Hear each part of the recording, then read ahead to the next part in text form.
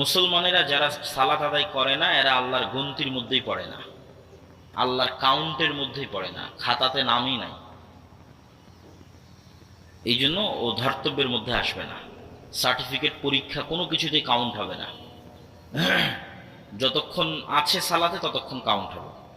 আরো যদি তোমাদের সহজ করার জন্য বলি, ইয়াং জেনারেশন, তোমাদের সহজের জন্য বলতেছি, ইবনুল কাইয়িম রাহিমাহুল্লাহ বলছে যে বান্দা যখন সালাতে দাঁড়ায় এবং নির্ধারিত সিজদার জায়গায় চোখ রাখে, তখন আল্লাহ সুবহানাহু তাআলা তার নূরের পর্দা সরিয়ে বান্দার মুখোমুখি হয়ে যান।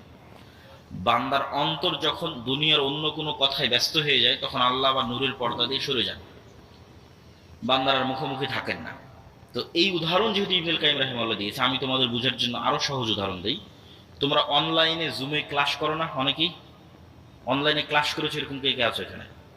যখন ক্লাস করো তখন ইন্টারনেট কানেক্ট থাকার